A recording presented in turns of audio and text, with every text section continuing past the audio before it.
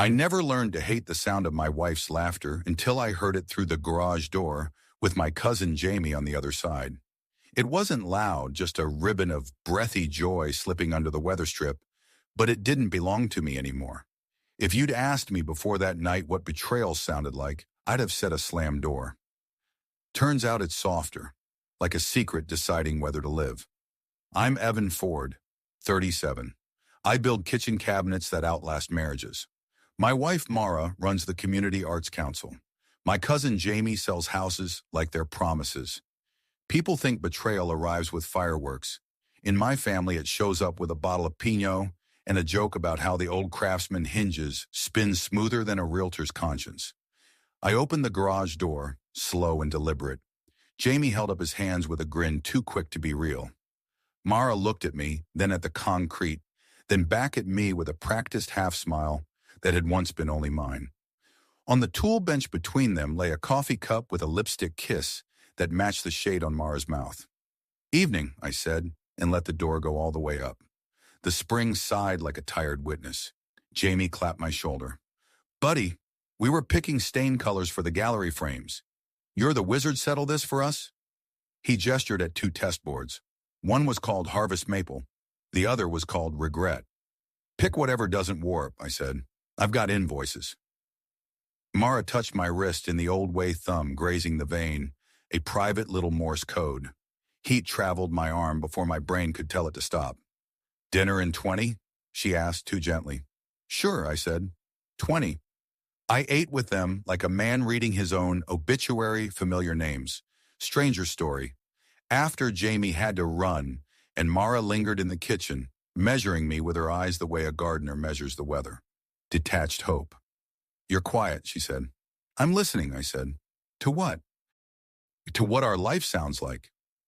She reached for me. I stepped back, not because I didn't want her touch, but because I wanted to want it without hating myself for it. She lowered her hand and tried a smile. It didn't hold. That night I lay awake and stared at the ceiling fan, tracing the same patient circle. In the dark, memory is a projector with no off switch. I saw Mara at 26, barefoot, wearing my flannel, laughing into my neck as the oven timer shrieked because we'd forgotten the cornbread. I saw the first time she caught my shirt at the back of my neck and pulled me down in the pantry, light a thin line under the door, her breath warm, the world narrowing to the small geography of kisses and the gentle, greedy way people once did kiss when they still believed they had time. I also saw her hand on Jamie's forearm in my garage. That picture wouldn't erase. People stay for 1,000 reasons. They leave for one. They can't stay anymore. I didn't know which sentence belonged to me, so I did what I do when a cabinet door hangs crooked. I measured. I checked the driveway cam I'd installed after the catalytic converter thefts. I checked our phone bill. I pay it. I checked the messages in my head that said I was weak for not exploding and told them to sit down and hush while the grown-ups talked. Then I called my sister, Nora, who has the moral spine of a good sheriff and the face of a woman who's watched enough storms to know when to board the windows. "You want me to tell you you're imagining it," she said over coffee the next morning. "I want to be wrong," and I said, "Get your facts. Don't break anything you can't fix. And don't let Jamie be the one who decides what happens next." "What if Mara does?" Nora held my gaze. "Then you decide how you keep your soul." I didn't pound tables or throw tools. I bought a legal pad and drew 2 columns, protect and confront.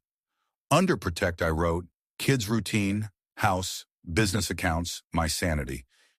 Under confront I wrote, truth, not theater. The truth arrived in increments. A florist called to confirm the Thursday bouquet for M. Mara doesn't like roses. Jamie thinks everyone does. A hotel downtown called about a corporate membership, charged to Jamie but listed under Mara's email. When I asked her, she said the Arts Council had a donor breakfast. That turned out to be true and not the whole truth, which is the worst way to lie because it dresses itself like honesty. The first time I tried to talk, we were folding laundry, a domestic sacrament that felt suddenly obscene. "Are you happy?" I asked, stuffing socks that didn't care about vows. She looked up. "With you?" "With us." She crossed the room and put her hands on my chest. Her palms were warm. Mine were not. "I'm Tired, she said. There's a difference. Between tired and gone? I said. Between tired and cruel, she said. She kissed me, then soft at first, then determined, as if a kiss could outrun a map. When she pressed closer, my body remembered the script it would never forget. Tilt her jaw, trace her spine, let the world reduce to skin and breath, and yes, the air between us thickened. I wanted her, wanting hurt. We swayed, and for a second we were two people in a kitchen who had never learned the word almost.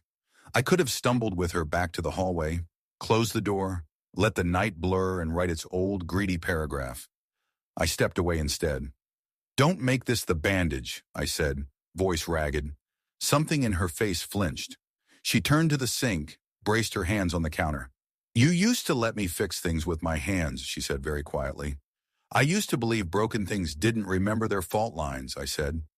We slept like strangers under the same roof, a careful, demilitarized zone of sheets. I planned. I met a lawyer, a calm woman who asked me about assets and then asked me about what I wanted my kids to remember 10 years from now. I moved some bill payments to auto debit so the lights would not suffer for our foolishness. I called my accountant about the shop. I made a list of the spare keys I'd given Jamie over the years and gathered them like overdue library books.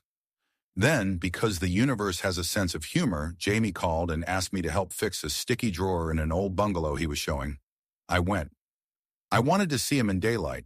He opened the door with a real estate smile teeth, cologne, and a perfect haircut that always looked like it had just been mussed by affection. Ev, carpenter to the stars. This neighborhood has raccoons, I said, brushing by him. They'll unionize if you keep leaving trash open. He laughed. You, me, and Mara should do drinks Friday. Celebrate her big grant. Her what? Oh, didn't she say? She landed the city arts grant. He watched my face. Right? She did, I said, more to myself than to him. The grant had been Mara's holy grail. It would keep the council afloat. It would look very good on a donor report. It would require meetings, hotel meetings. The drawer fix took 5 minutes. Leaving did not. On the porch, Jamie leaned on the rail and squinted at the afternoon, all casual ease. You look thin, he said. Everything good? Are you sleeping with my wife? I asked, mild as a weather forecast. He didn't recoil. He didn't rage. He smiled in that smaller way, lips only, eyes calculating. Do you want me to be? I let the silence sit long enough for the wind chime to make 2 full sentences. You're my cousin, I said. You ate popsicles in my backyard and cried when you dropped them. I taught you to ride a bike. You threw up in my dad's truck and lied about it. Don't ask me that question like we're in a game show. He stared, then shrugged a theatrical shrug. I'm fond of Mara, he said. I'm fond of a lot of things that don't belong to me. Houses, cities, stories. Keys, I said. He grinned. Especially keys. That night, Mara came home late, in a dress that looked like a question mark. She set down her clutch and leaned against the door with her eyes closed like she'd been running. I got it, she whispered. The grant, I said. The grant, she said. Then she crossed the room and kissed me with relief, open, honest relief. Her hands slid to my shoulders, and the old electric air took shape between us again. A pulse, a call, something tender that a lesser man could pretend meant everything. We kissed like people in a movie right before the twist. She pressed her forehead to mine. Can we be okay? She asked, and I could feel the apology she wanted to give but didn't want to name. Only with the truth, I said. She rested her cheek against my chest. Jamie and I, she began, then stopped. The pause was a confession all its own. I didn't set out to burn anything down, she said finally. He made me feel seen when I felt like a ghost in my own house. And then the seeing got dangerous, and I didn't know how to climb back out without breaking everything. Her breath hitched. I'm not excusing it. I'm telling you where the door was. Where is it now, Rehan? I asked. She swallowed. Half open. I want to close it. I don't know if I can do it alone. That was a twist I hadn't rehearsed. I'd expected denial, or rage, or a lawyer's letter, not a shaky plea in our own hallway. Then we set terms, I said. Counseling. Phones on the table at night. No Jamie in our house. You tell him it's done. Not a drift, not a fade? Done. She nodded, eyes wet. I wanted so badly to trust the yes that I could taste metal. In movies, that's where credits roll over a couple kissing on a porch. In life, it's where the hardest part starts. The next week, we sat in a therapist's room decorated like a yoga studio. We practiced sentences that start with I feel instead of you always. We took walks without our phones like teenagers in witness protection. We slept on opposite edges of the bed and sometimes, on better nights, in the middle. Jamie did not enjoy being told no. He texted at 11:46 p.m., a time of night that seems to be the patron saint of mistakes. He sent a photo of a gallery wall and wrote, "Your frame choices look thirsty without me." Mara showed me the screen and put the phone face down beside the salt shaker like a ritual.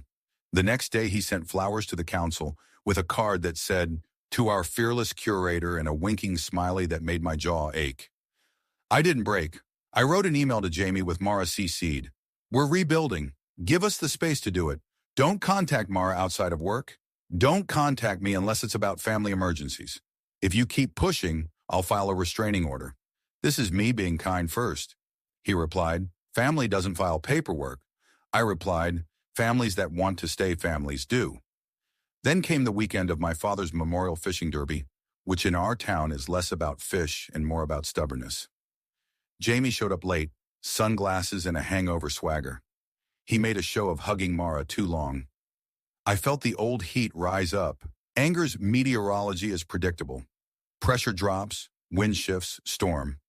I stepped between them and said in a voice I recognized from my father, "You're done here." He smiled, but it cracked. "You don't own this dock." "I own my boundaries," I said. And then came the twist no one saw coming. Jamie's debts. A flipper's dream house gone wrong, money bounced between short-term loans, a bridge that led him into a swamp. He'd borrowed against his future like it was invincible. When lenders called, he used charm. When that failed, he used family. "Mara believes in me," he told one of them on a call I heard by accident when his voice bled through the thin walls of the bait shop. "She'll talk Evan into a bridge too." In his mind, we were just another line item. I didn't call the cops. I called the bank manager who'd known my father and still wore his wedding ring like a vow he checked each morning. I explained the situation. He sat back and listened as if I were describing a kitchen he'd have to cook in. "Do not co-sign a single thing," he said. "If he forges, we'll prosecute. If he darkens your doorstep, call me and then call Nora." He tapped his pen. "You don't have to save someone to prove you're good." Mara and I set our best trap. The truth. Documented. She met Jamie in a public place. The cafe on 3rd with tables too close together and a barista who enjoys gossip as a performance art. I sat in the truck outside, a recording app running by state law with her consent. Their conversation was a small opera, apologies composed for the wrong audience, offers that sounded like threats, a plea disguised as a dare. When she said, "I'm done," he said, "You don't get to be done with gravity." When she said, "I love my husband," he said, "You love who you think he is." She walked out shaking and got into the truck. We breathed. We drove to Nora's. We listened to the recording together. When Jamie learned, through the small-town grapevine's astonishing speed, that his words had made their way to ears less generous than mine, he tried fury. Fury found no purchase and slid into absence. He left town 2 weeks later to consult in Phoenix, which is realtor for I Need a Reset. People ask if Mara and I made it. That's not a single date on a calendar. It's 1,000 small appointments with patience. We did the work. We kissed like new people, careful, and then hungry, and then laughing, stopping before the old script could start, and asking each other what the new one needed. We had nights that blurred behind a closed door, because bodies remember kindness too, and mornings where we drank coffee 2 feet apart like we were practicing for court. The last twist, the one that surprised me most, was forgiveness. Not the cheap kind that puts a bow on a mess and calls it a gift, but the kind that sits in the mess and says, "We will not weaponize this against each other." Jamie sent a postcard from a desert with a cactus drawn like a middle finger. I put it in a drawer and did not tell our son. Mara deleted his number and, on a rainy Tuesday, held my face and said, "Thank you for making room for me to choose you." I said, "Thank you for choosing." We are not who we were before the garage door laughter. We are, I think, sturdier. The cabinet doors I build now close with a soft click you can feel in your bones. Not loud, not showy, just certain. Some nights we dance in the kitchen while pasta water hisses. Sometimes she catches my shirt at the back of my neck and pulls me down in the old way. And sometimes we just stand there holding on while the timer shrieks. We don't always fix the cornbread. We've learned other meals. If you're looking for a moral, I have two. First, secrets are renovations you don't pull permits for. They rot the beams. Second, love is carpentry. You measure twice. You cut once. And when the grain runs wild, you slow down and run your hands along it until you know which way to plane. You do not force it. You work with what's honest in the wood. The laugh under the garage door? It still visits me sometimes. A ghost at the hinge. It reminds me how easily we drift into rooms we didn't mean to build. Then Mara laughs in the next room. Our room, our life, and the sound comes home.